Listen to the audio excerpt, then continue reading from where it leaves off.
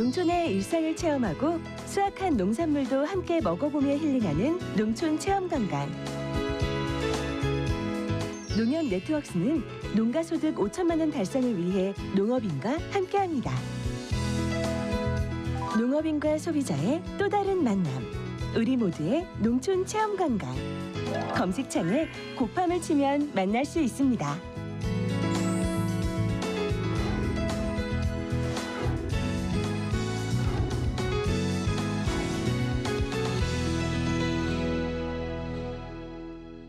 자기야! 우리 이유식 재료 사야 된다. 알았어. 어디가? 슈퍼. 거길 왜 가? 진이야. 네, 롯데 쇼퍼에서 소고기 담아줘. 구매력이 있는 유기농 소고기를 담았습니다. 이게 이런 것도 돼? 아보카도랑 당근도. 내가 담아놨지. 진이야, 주문해줘. 말로 주문하고 눈으로 확인하는 기가진이. 육아로 바쁜 부부에게 오늘의 기술 KT. 롯데슈퍼 당일 배송입니다. 여러분 안녕하십니까? NBS 뉴스 24입니다. 4대 강보 수문 개방으로 인한 농작물 피해를 정부가 배상해야 한다는 첫 결정이 나왔습니다. 중앙환경분쟁조정위원회가 낙동강 창녕 하만보의 수문 개방으로 피해를 본 합천 농민들에게 정부가 8억 원을 배상하라는 결정을 내렸습니다. 네, 배상액이 농민들의 기대에 많이 못 미치는 수준이지만 이번 결정이 4대 강보 수문 개방으로 분쟁을 겪고 있는 다른 농촌 지역에도 큰 영향을 줄 것으로 예상됩니다. 강창호 기자가 합천 지역 피해 농민들을 만나고 왔습니다. 경남 창녕군에 위치한 창녕 하만보. 이 보를 둘러싸고 지역 농민들과 정부 사이의 갈등 끝에 농민들은 피해를 인정받았지만 그들의 표정은 밝지 않았습니다.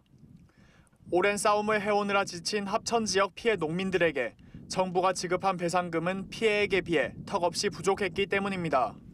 130% 갖고도 우리는 모자랍니다. 130%라는 그런 것은 이기닥도 못 준 거지. 이기닥 승으려고 육모장에 모종 신청 내면 우리가 돈 안 주고 됩니까? 그 모종값 다 줘야 되죠. 돈 그 선덕에 주는 그것도 수입 정지값이 자그마치 400만이 넘어요. 환경부 산하 중앙환경조정위원회는 최근 하만 창녕보 개방으로 인한 농민들의 피해를 배상하라는 결정을 내렸습니다. 이번 결정은 4대강 보호 개방과 관련해 농민들이 정부를 상대로 피해 보상을 얻어낸 첫 번째 사례입니다. 합천 지역 농민 46명은 지난해 9월 창녕 하만보를 개방한 환경부 장관과 한국수자원공사를 대상으로 14억여 원을 배상하라며 재정 신청을 냈습니다. 이들은 경남 합천군 청덕면 일대에서 수십 년 전부터 비닐하우스 위로 지하수를 뿌려 보온을 하는 수막 재배로 양상추 농사를 지어왔습니다. 그런데 2017년 11월 창녕 하만보 수문 개방으로 지하수가 고갈됐고 수막 재배가 불가능해지며 비닐하우스 500여 동, 36만 5천 제곱미터에서 14억 원으로 추산되는 농작물 냉해 피해를 입었다는 게 농민들의 주장입니다. 일제히 그건 다 하거든, 앞여기에. 그러니 강물이 지금 놔두면 괜찮은데 강물이 줄었을 때는 그 하만보를 철거를 했을 때는 이 문제가 많다. 중앙환경분쟁조정위는 창녕 하만보로 인한 지하수 수위 저하를 인정했지만 수문을 개방하지 않았더라도 냉해가 발생했을 가능성이 있는 데다 농민들이 관리를 소홀히 한 책임도 있다고 보고 피해액의 60%가량인 8억 원을 배상하라는 결정을 내렸습니다. 1년이 넘는 싸움 끝에 낙동강 창녕 하만보 개방을 둘러싼 지역 농민들과 정부의 갈등이 일단락된 겁니다. 이번 중앙환경조정위의 결정은 4대강 보 관련 분쟁 중인 타 지역 농민들에게도 영향을 미칠 것으로 예상됩니다. 현재 낙동강 상주보와 구미보, 금강 공주보 등 4대강 보 인근 농민들은 비슷한 피해를 봤다며 피해 배상을 신청했거나 신청할 계획입니다. 우리가 원래 3월 달부터 피해 조사를 하고 있었어요. 조사 자료를 근거로 해서 그 정부를 상대로 해서 피해 보상 요청할 겁니다. 이곳 창녕 하만보를 둘러싼 오랜 싸움 끝에 농민들의 피해가 인정됐지만 농민들에겐 반쪽짜리 승리에 불과합니다. 하지만 타 지역에서도 4대강 보호 관련 분쟁이 지속되는 만큼 이번 중앙환경분쟁조정위원회의 결정이 어떠한 나비 효과를 낳을지 이목이 집중되고 있습니다. MBS 뉴스 강창호입니다. 이틀에 한 번씩 내가 사는 마을이 지진 난 듯 흔들리고 폭탄 터지는 소리가 들린다면 어떨까요? 마을 인근에 있던 채석장을 확장 공사하면서 소음과 분진 등의 여러 가지 문제를 일으키고 있다고 합니다. 주민들이 얼마나 큰 고통 속에 살고 있는지 또 해결책은 없는지 최다희 기자가 그 현장에 다녀왔습니다. 경남 거창군 위천면 원당마을의 한 주택. 한쪽 벽면에 수직으로 길게 균열이 생겨 틈이 벌어져 있습니다. 주민들은 집이 금방이라도 무너지진 않을까 불안하기만 합니다. 자, 이거 보십시오, 이거. 여기가 이렇게 벽이 이래가지고 문이 다 돌아가고 문이 안 맞습니다. 다른 집에도 전부 집이 이런 식으로 검이 가나가지고. 이 마을에 거주하는 주민은 총 32가구. 멀쩡한 집을 찾아보기가 힘듭니다. 신축 건물마저도 창문 틀이 어긋나 문을 여닫기가 불편한 상황입니다. 이 갈라주고 이런 것 때문에 문도 잘 안 열리고 또 저 작은 방은 문을 꽉 안 닫으면 항상 저절로 스르르 열리는 거.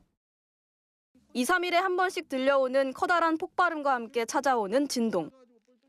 주민들은 마을 인근 채석장에서 들려오는 발파 작업 때문이라고 주장합니다. 최근 채석장 확장 공사가 시작되고 마을과 채석장을 가려주던 뒷산 능선이 절반 정도 허물어지면서 소음과 진동은 더 심각해졌다는 겁니다. 매일같이 전쟁터에서 살고 있는 듯한 불안감을 호소하고 있는 주민들. 심지어 키우던 소가 사산하는 등 가축 피해까지 생겨났습니다. 임신한 소가 발파할 때 진동을 인해가지고 놀라가지고 송아지 사전을 하는 거예요. 깜짝 놀라서. 더 큰 문제는 채석장에서 날아오는 석분이 하천으로 흘러들어 농작물에도 큰 영향을 준다는 겁니다. 특히 하천 주변의 토질이 산성화돼 주민들이 힘들게 농사를 지어도 농작물의 품질이 떨어지는 등 적지 않은 피해를 입고 있습니다. 지금 이양할 시기인데 뭐가 다 죽어서 지금 금년 농사는 이거는 뭐 폐농이나 마찬가지입니다. 이 물로 농사를 지어가지고는 이 품질 향상을 기대할 수가 없습니다. 이 같은 이유로 주민들은 채석단지 반대 추진위원회를 결성해 산 능선 개발을 중단하고 이미 허물어버린 산 능선 복원과 방어벽 설치를 업체 측에 요구하고 있습니다. 하지만 해당 업체 측은 이에 대해 반발하고 나섰습니다.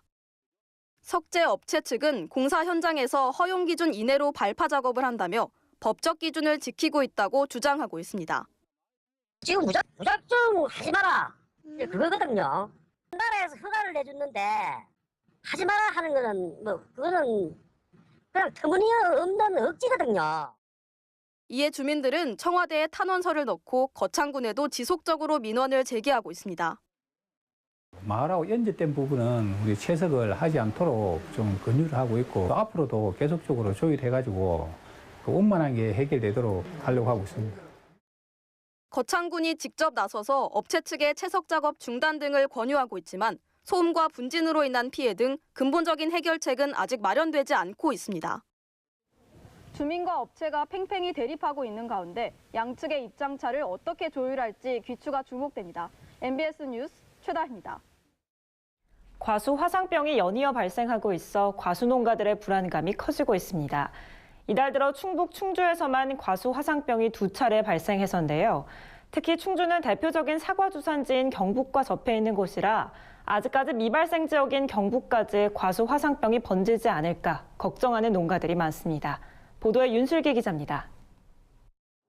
충북 충주의 사과 배농장에서 과수 화상병이 또 발생했습니다. 농촌진흥청은 지난 27일 3,285제곱미터 990여 평의 사과 농장 한 곳과 5,034제곱미터 1,500여 평의 배농장 한 곳에서 과수 화상병을 확진했습니다. 특히 이번에 화상병이 발생한 사과 배농장은 앞서 24일에 화상병 확진을 받은 사과 농장으로부터 불과 1.4km 떨어진 이웃 농장입니다. 이로써 올 들어 경기 안성, 충남 천안, 충북 충주 등 3개 지역 11농가에서 화상병이 발생해 총 5.7헥타르 면적의 과수원이 폐원됐습니다. 한번 발병이 되어지면 한 농가, 두 농가 여기에 국한되지 않고 자연적인 감염, 비바람이라든지 아니면 곤충에 의한 감염이라든지 아니면 재배자의 행위에 의해서도 근접한 거리는 번져나갈 수 있는 확률은 매우 높다라고 생각을 합니다. 강원 평창과 원주와 같이 지난해 화상병이 발생했던 지역의 과수 농가들은 비상에 걸렸습니다. 과수 화상병 특성상 기온이 오를수록 빨리 전염되는 데다 한 번 발생한 지역에선 추가로 발생할 가능성이 높아서입니다. 특히 충주와 인접한 경북 지역은 위기감이 치솟고 있습니다. 경북 지역에선 그동안 한 번도 화상병이 발생하지 않았지만 연이어 화상병이 발생하고 있는 충주가 대표 사과 주산지인 경북 문경 영주 지역과 지리적으로 가까워서입니다.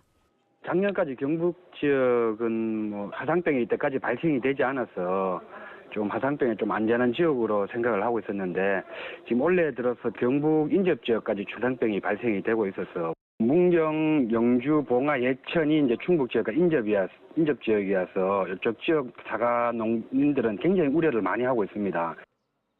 과수화상병은 치료 방법도 확실한 예방책도 없을 뿐 아니라 한번 발생하면 과수원 전체를 폐원해야 합니다. 게다가 폐원한 뒤로도 3년간 과수를 재배할 수 없어 농가 피해가 극심한 전염병입니다. 실제로 지난해 경기, 충북, 강원 등 6곳에서 발생한 화상병으로 과수 농가들이 입은 피해는 200억 원에 달합니다.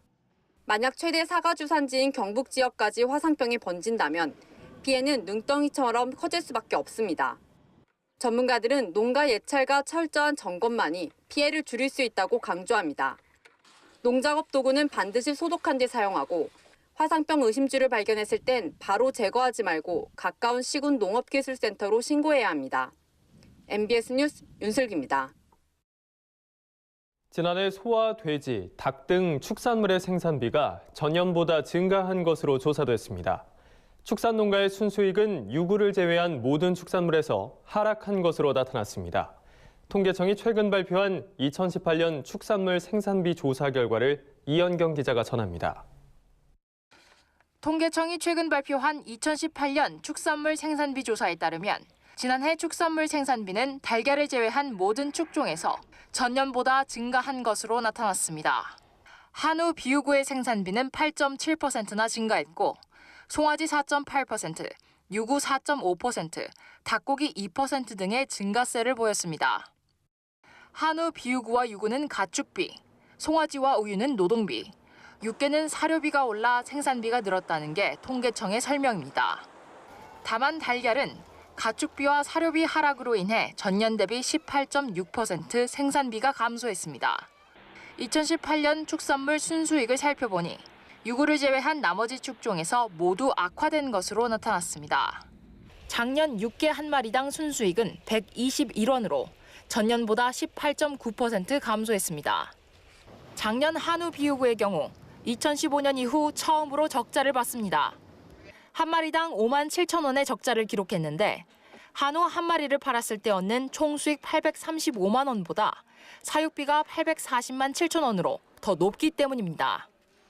비육돈의 수익성도 마찬가지로 악화됐습니다. 작년 비육돈 한 마리당 순수익은 전년보다 43.9% 감소한 4만 8천 원을 기록했습니다. 한우 번식 후 한 마리당 순수익도 21만 4천 원을 기록하며 전년보다 8.7% 감소했습니다. 한우와 젖소는 노동비, 가축비 등 사육비가 올라 수익성이 나빠졌고 유구는 축산물 판매 가격이 올라서 수익이 개선된 것으로 나타났습니다. 유구만 모든 농가를 통틀어 유일하게 수익성이 개선됐지만 적자 상황은 여전했습니다. 지난해에는 유구 한 마리를 키우면 49만 2천 원의 손해를 봤지만 그 전년 손해인 95만 3천 원보다는 적자 폭이 감소한 것으로 나타났습니다. NBS 뉴스 이현경입니다. 농가 소득을 높이기 위해선 어떤 정책적인 노력이 뒷받침돼야 할까요? 한국농촌경제연구원은 농산물 수급 안정과 양극화 해소에 초점을 맞춰야 한다고 분석했습니다. 채소 수급 불안에 대비하기 위해서는 기상 환경 변화에 대응할 수 있는 채소류 생산 기반 조성이 필요하다는 연구 결과를 내놨습니다. 자세한 내용 김하영 기자가 보도합니다. 한국농촌경제연구원은 농가소득 상승세를 이어가기 위한 정책으로 농산물 수급 안정과 양극화 해소를 핵심 키워드로 꼽았습니다. 농산물 수급 불균형에 따른 가격 폭등, 폭락 사태를 막고 영세소농의 소득 창출을 돕는 맞춤형 정책을 펼쳐야 한다는 겁니다. 농경연은 한국 농업의 고질적인 문제를 불안정한 농산물 가격이라고 꼬집었습니다. 이에 대해 전문가들은 출하량을 정부가 직접 조절할 필요가 있다고 조언했습니다. 공급량을 조절한다든가 신선 시장을 조정한다든가 그리고 수매 비축해서 저장했다가 출하 조절한다든가 가격 안정이 돼야지만 농가들 생산부터 안정이 되고 농가 소득도 안정이 되는 거죠. 유통조절명령제란 과잉 생산으로 가격 폭락이 예상될 때 정부가 유통에 개입해 출하량을 조절하는 제도로서 감귤이 과잉 생산됐다면 상품성이 떨어지는 감귤은 정부가 정한 기간은 국내 시장에 출하할 수 없게 하는 겁니다. 또 농가 유형에 따른 맞춤형 소득지지 정책에 대한 필요성도 제기했습니다. 농가 유형별로 주요 소득원이 다르기 때문에 경영주의 연령과 영농 규모에 따른 세분화된 전략이 필요하다는 겁니다. 한국농촌경제연구원은 주요 채소류의 수급 환경 변화와 대응 방안에 대한 연구 결과도 발표했습니다. 최근 중국산 김치를 비롯한 채소류 수입이 증가하고 있고 이상 기온으로 채소류의 수급 불안 등이 자주 발생하고 있기 때문입니다. 농경연은 기상 환경 변화에 대응할 수 있는 채소류 생산 기반 조성이 뒷받침되어야 한다고 강조했습니다. 실제로 7월부터 9월까지 강원의 채소 주산지 폭염 일수는 1970년대 18일에서 2010년대에는 24일까지 증가한 것으로 나타났고 최근 겨울철 한파 기간이 증가해 냉해 피해로 인한 품질 저하, 생육 부진 등으로 채소류의 가격이 상승하는 일이 잦았기 때문입니다. 또한 농경연은 채소류 가격 변동을 최소화할 수 있도록 계약 재배와 도매 시장의 정가 수입 매매가 연계될 수 있어야 한다고 덧붙였습니다. MBS 뉴스 김하영입니다. 간추린 뉴스입니다. 농민신문사는 28일 광주광역시 북구 누문동 KCTV 광주방송 본사에서 KCTV 광주농협지역본부와 3자 간 업무 협약을 체결했습니다. 이날 협약식에는 이상욱 농민신문사장과 최용훈 KCTV 사장, 김일수 광주농협지역본부장 등이 참석했습니다. 농민신문사가 운영하는 NBS 한국농업방송과 종합유선방송 사업자인 KCTV는 이번 업무 협약을 계기로 방송 프로그램을 교류하고 공동 프로그램 제작 등에 협력하기로 뜻을 모았습니다. 농협중앙회는 28일 서울 여의도 63 컨벤션 센터에서 2019 도농협동 희망포럼 전국대회를 개최했습니다. 이날 참석한 전국의 여성단체 및 소비자단체 리더 600여 명은 도농협동을 통한 농촌사랑 실천과 다짐을 결의했습니다. 김병원 농협회장은 이 자리에서 도시 소비자와 농업인 생산자가 도농협동 정신으로 교류를 활성화하고 농가소득 5천만 원의 꿈을 조기에 이룰 수 있기를 간절히 기대한다고 밝혔습니다. 경남도는 경상남도 출자기관인 경남무역과 함께 양파 수급 조절 및 시장 가격 안정을 위해 해외 시장으로 양파 수출을 적극 추진하기로 했습니다. 경남도는 본격적인 양파 수확이 시작되는 다음 달부터 가격 하락이 일어날 것으로 예상하고 국내 양파 가격 안정에 도움이 될 수 있도록 도내 양파 주산지인 창녕을 비롯한 합천, 산청, 거창의 양파를 대만을 중심으로 8월까지 500톤 수출할 계획이라고 말했습니다. 충남도 농업기술원 구기자연구소는 구기자의 대표적인 해충인 구기자 뿔나방과 열 전박이 잎벌레, 혹응해 등에 대해 농가의 적극 방제를 당부했습니다. 도 농업기술원은 바이러스병이 의심되는 농가를 현장 방문해 감염 여부 진단과 관리 방법 상담 등을 진행할 계획이라고 밝혔습니다. 또 바이러스가 발생했을 때는 감염 부위를 즉시 제거해 새로운 줄기를 키워 재배하는 것이 좋다고 농가에 당부했습니다. 저희가 준비한 소식은 여기까지입니다. NBS 뉴스 24 마칩니다. 함께해 주신 여러분 고맙습니다.